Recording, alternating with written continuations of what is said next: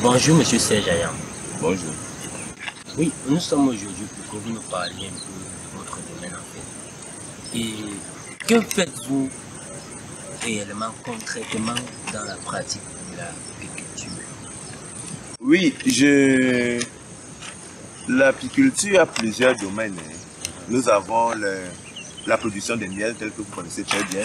Il y a la transformation, il y a la recherche, il y a la reproduction, il y a l'intermédiation, la négoce et autres, la collecte et tout ça. Mais moi particulièrement, je travaille dans la reproduction.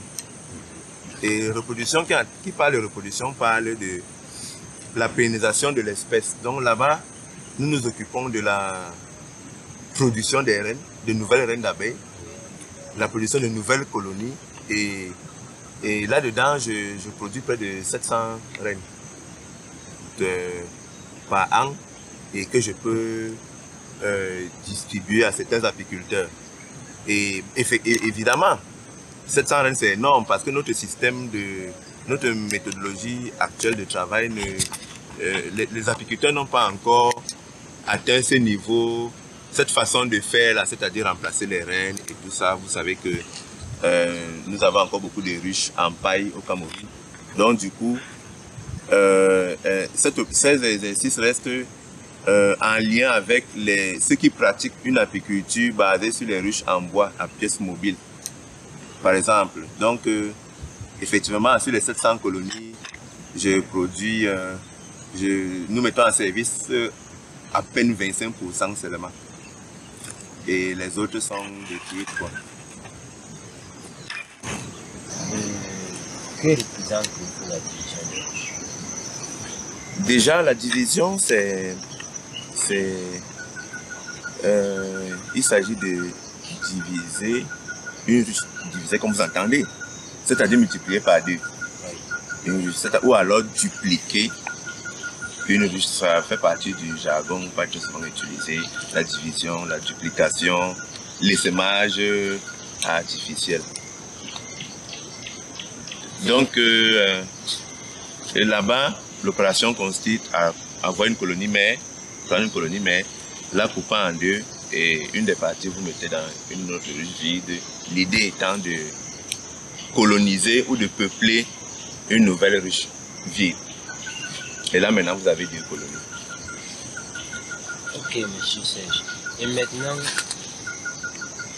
pratiquez-vous la division des ruches? Oui, je pratique la division des ruches tous les ans. Chez nous au Cameroun, ça correspond à la période de novembre, décembre, janvier, à laquelle nous sommes en réalité en début de saison apicole. Donc du coup, nous activons ce que les abeilles font naturellement. Les abeilles, sinon on appelle ça l'essaimage naturel. Donc les abeilles déclenchent ça déjà en elles-mêmes. Et à leur niveau, les colonies, les essaims sortis vont dans les arbres. Mais chez nous, nous essayons de faire la compensation qu'on appelle l'essaimage artificiel. Là, la période indiquée permet à la colonie de se stabiliser en début de saison sèche et de pouvoir produire plus tard, aux environs de mars, avril, mai. Ok, monsieur Serge Ayam. Maintenant, est-ce que vous pouvez nous dire quels sont les objectifs de cette pratique? Oui, mon cher, les objectifs de cette pratique sont de diverses zones. Nous avons l'idée première, c'est d'augmenter la taille de la station apicole ou du cheptel. Oui. En deux, nous avons le rajeunissement des reines ou alors le rajeunissement des colonies. En trois, nous avons l'identification des souches les plus saines, celles qui sont en bonne santé. Et quatre, nous avons ce sentiment de devoir pérenniser le projet en fait, parce que c'est une pratique que nous devons dérouler tous les ans, toutes les saisons apicoles.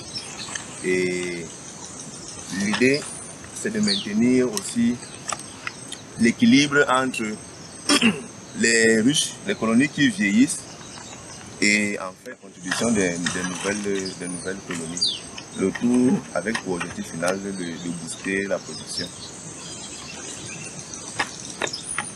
Et maintenant, pratiquez-vous l'élevage des rennes, la captation des sèmes et autres. Ah oui, ça fait partie des leçons de cours préparatoires dans l'apiculture parce que je pense que chez nous, c'est l'opération par laquelle tout apiculteur commence. Bon, captation, dans le jargon, certains appellent ça le piégeage. Et les colonies qui arrivent dans les ruches, on appelle ça la colonisation par piégeage. Et là, maintenant, qu'est-ce que vous allez faire? Vous allez ramener les colonies capturées à la station.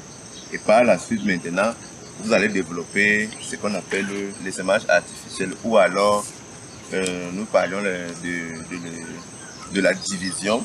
Effectivement, la division pose le problème de la production de nouvelles reines. Et là maintenant, la division, c'est une activité, une action qui permet d'activer la production de nouvelles reines par les abeilles elles-mêmes.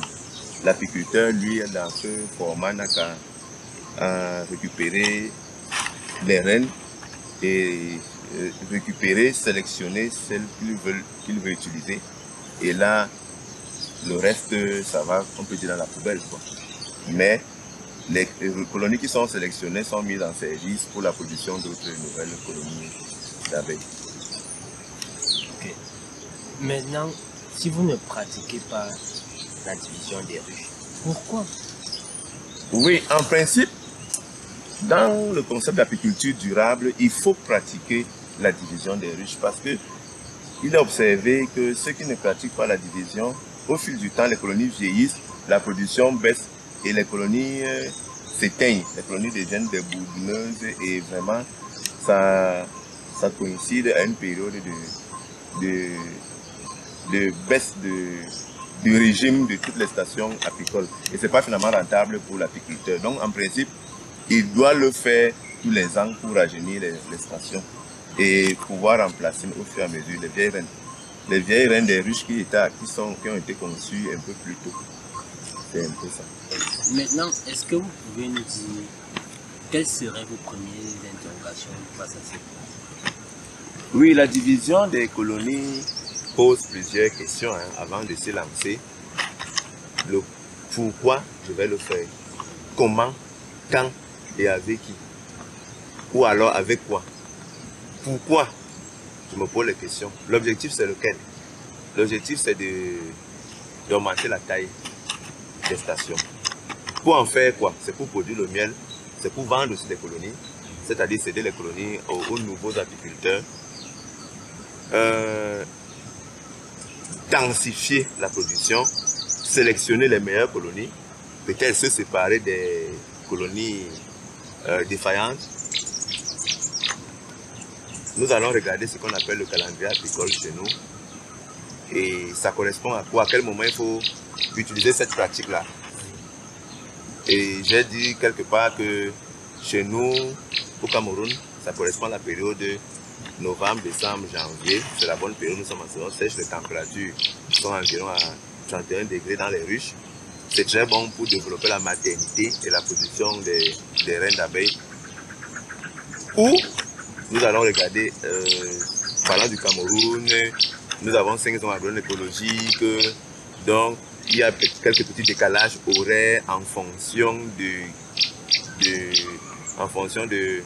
la pluviométrie de chaque région. En tout cas, chaque apiculteur va essayer de jouer sur ces facteurs externes-là pour voir à quel moment il doit déclencher ses activités.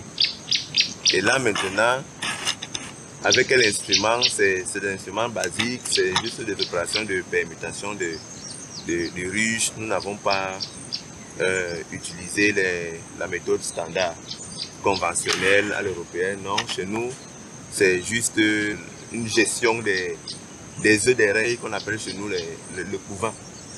Donc maintenant, en termes de volume de colonies produites, nous aurons par exemple, si nous faisons la division simple, nous pouvons avoir par exemple une colonie qui pourrait donner 32 sur les 5 ans, en imaginant que tous les novembre, décembre, nous travaillons dessus.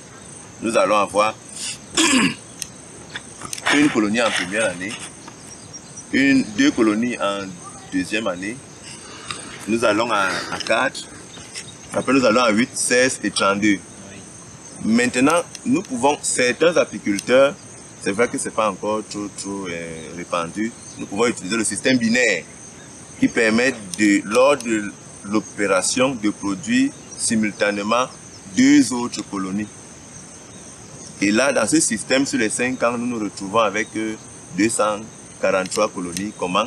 Nous allons partir de une colonie à 3, de 3 à 9, de 9 à 27, de 27 à 81, de 81 à 243.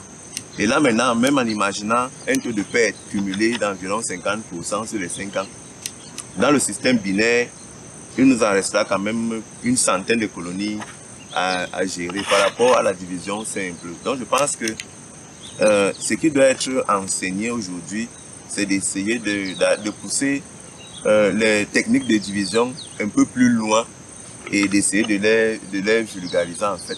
Le tout avec pour objectif aussi de compenser les pertes cumulées au fil du temps de tout ce que l'apiculteur vit, toutes les petites défaillances des colonies, les points forts des colonies liés par exemple à certaines maladies, la zone florale et d'autres facteurs internes que parfois nous n'expliquons pas beaucoup.